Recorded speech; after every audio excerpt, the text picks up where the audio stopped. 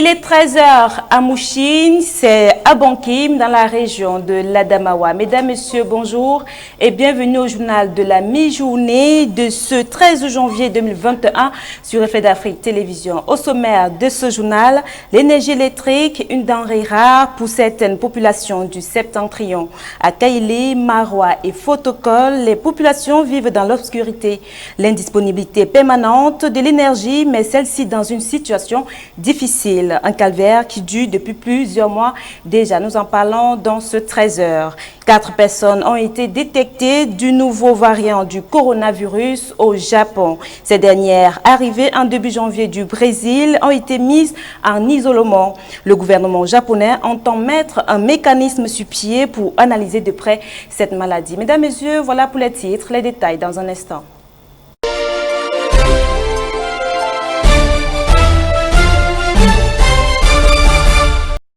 Le budget de l'État a été officiellement lancé hier mardi 12 janvier 2020 à Ebolova dans la région du sud Cameroun. Le ministre des Finances, Luipo Motazé, a donné le coup d'envoi d'exécution du budget de l'État 2021.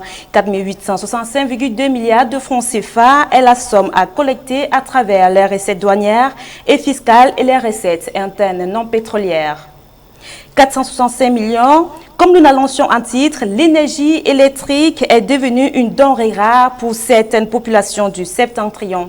À Kaolé, Marois et Fotokol, les populations vivent dans l'obscurité. L'indisponibilité permanente de l'énergie, mais celle-ci dans une situation difficile. Un calvaire qui dure depuis plusieurs mois déjà. Le compte rendu de nos reporters Amidou Kaouf et Fabien Payanfou du côté de l'extrême nord.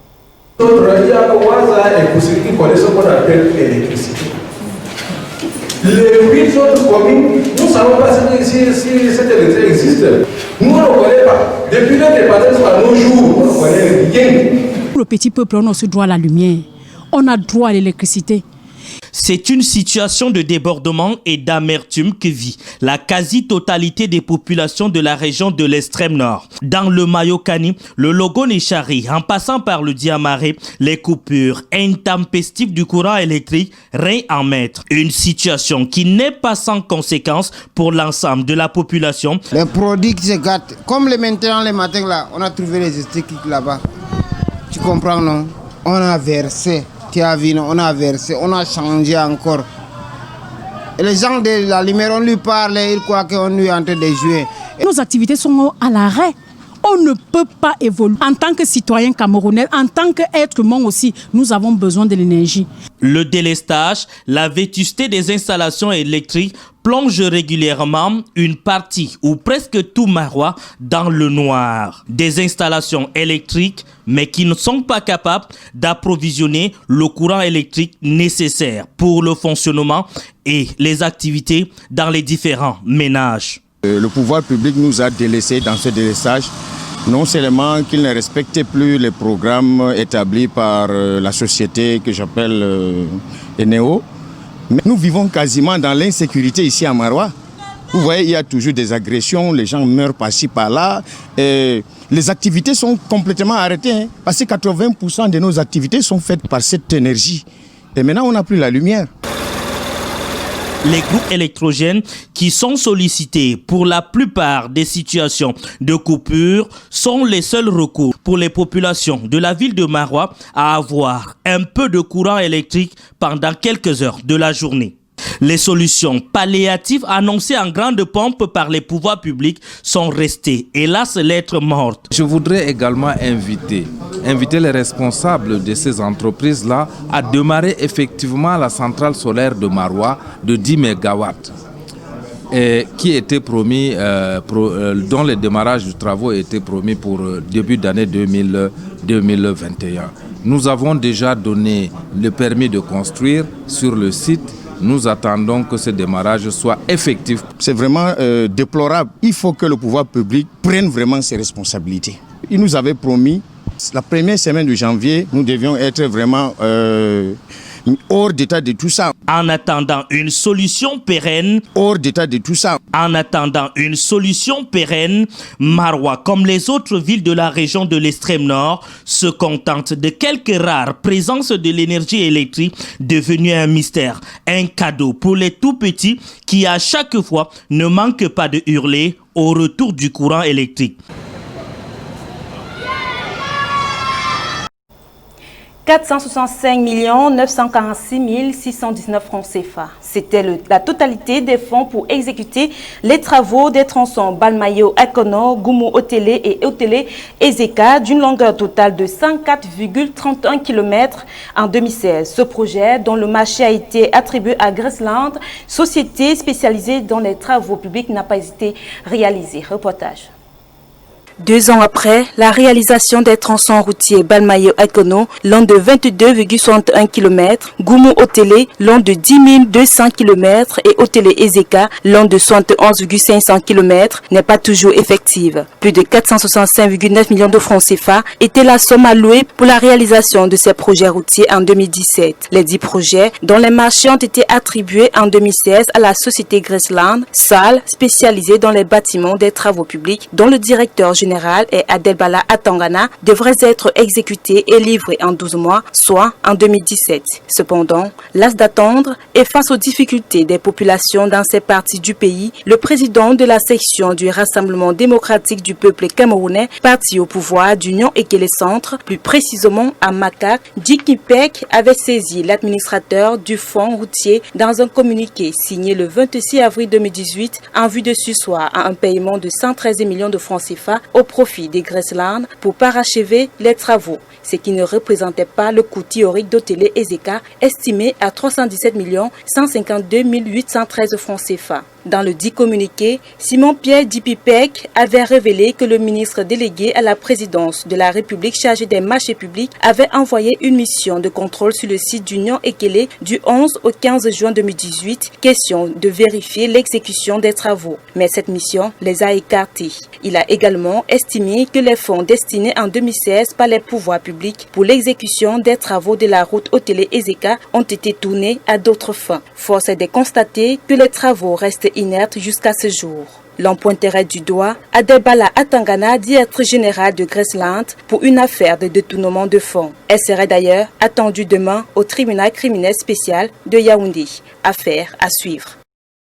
4 personnes ont été détectées du nouveau variant du coronavirus au Japon. Ces dernières, arrivées en début janvier du Brésil, ont été mises en isolement. Le gouvernement japonais entend mettre un mécanisme sur pied pour analyser de près cette maladie. Les détails sont dans ce reportage. Ils sont 2 adultes et 2 enfants détectés du nouveau variant. Le Japon travaille à les isoler et analyser cette maladie sur ces derniers, arrivés du Brésil à l'aéroport Haneda de Tokyo le 2 janvier dernier. Il s'agit d'un quadragénaire hospitalisé avec des difficultés respiratoires, d'une trentenaire qui souffre de maux de gorge et de mal de tête, d'un jeune garçon qui a de la fièvre et d'une jeune fille asymptomatique. Tous ont été testés positifs lors d'une quarantaine à l'aéroport Tokyo. Le directeur de l'Institut japonais des maladies infectieuses, lors d'une conférence de presse du ministère de la Santé à Tokyo, a signalé ce mardi que pour le moment, il n'y a pas de preuve que le nouveau variant soit hautement contagieux. Cependant, le ministère brésilien de la Santé a été notifié par les autorités nippones que le nouveau variant possédait 12 mutations, dont une est aussi présente dans les variants détectés au Royaume-Uni et en Afrique du Sud. Selon les experts, les virus mutent régulièrement et toutes les mutations ne rendent pas la maladie plus facile à contracter ou plus grave. Par ailleurs, les découvertes des variants britanniques et sud-africains ont soulevé l'inquiétude qu'apparaisse une version de la COVID-19 résistant au vaccin. De son côté, le gouvernement brésilien a demandé plus d'informations sur ce nouveau variant alors que le pays est en pleine seconde vague et compte plus de 50 nouveaux cas par jour. Le Japon, quant à lui, fait face à une 3e vague de l'épidémie avec 293 802 cas et 3 899 morts ce mardi. 13 militaires tués et 28 djihadistes neutralisés. C'est le bilan de l'attaque survenue samedi dernier dans une embuscade tendue par des djihadistes liés à l'État islamique. Depuis le début de ce conflit, plus de 36 000 personnes ont été tuées. Caronokwa. Selon des sources militaires, un convoi est tombé dans une embuscade alors qu'il faisait chemin vers la base militaire de Bouniyadi. Les combattants du groupe État islamique en Afrique de l'Ouest, armés de lance-roquettes et d'armes lourdes, ont ouvert le feu sur ce convoi. Des affrontements féroces entre militaires et djihadistes. Résultat des courses, 28 djihadistes neutralisés et 13 militaires morts. La région de Bouniyadi est un des bastions de l'ISWAT qui mène régulièrement des attaques contre des militaires et des voyageurs. En moins de 2 semaines, c'est la deuxième attaque d'un convoi militaire par ces djihadistes de l'ISWAT dans ces régions près de l'état de Borno dans le nord-est du Nigeria. Le mois dernier, la région avait à nouveau connu une recrudescence d'attaques qui avait fait 10 morts dans 3 villages de l'état de Borno. Et un manque de sécurité avait permis la prise d'otages d'écoliers à Kankara. L'enlèvement de ces 344 enfants le 11 décembre dernier dans le nord-ouest du Nigeria par ces groupes criminels à des centaines de kilomètres de leur bastion avait fait redouter une expansion territoriale de ce groupe. On rappelle, le nord-est du pays et particulièrement l'état de Borno est en proie aux attaques djihadistes. Et depuis le début de ce conflit, plus de 36 000 personnes ont été tuées et plus de 2 millions de personnes ont dû fuir leur domicile. Les réseaux sociaux prennent désormais une place très importante dans la vie des citoyens, même jusque dans le domaine politique où les hommes politiques y font de plus en plus recours. Seulement, beaucoup de dérives sont également observées dans leurs utilisations. C'est fort de cela que Facebook a entrepris de suspendre les comptes de plusieurs politiciens ougandais. C'est dans ce round-up de Thierry Blanchassot. Les réseaux sociaux n'entendent plus offrir leur plateforme comme vitrine d'expression aux politiciens qui sèmeraient le trouble dans leur pays de par leurs publications. On se rappelle d'il y a quelques jours du cas Donald Trump.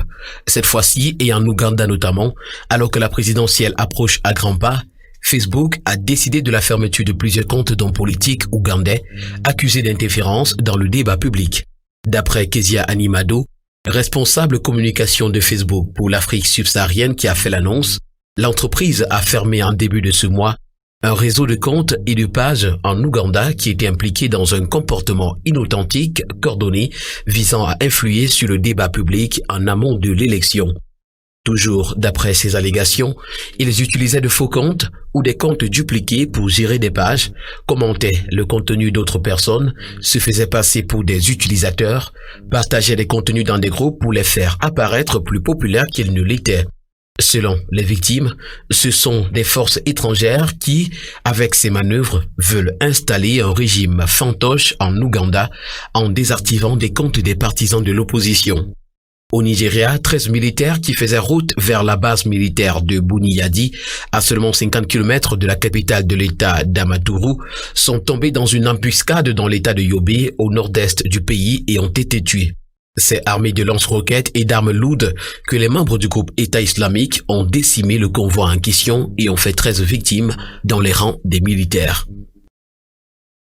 C'est la fin de ce journal. Merci de l'avoir suivi. Les prochains rendez-vous de l'information, c'est à 19 h en anglais et 20 h en français. Retrouvez-moi demain quand il sera 13 h. Bonne suite des programmes.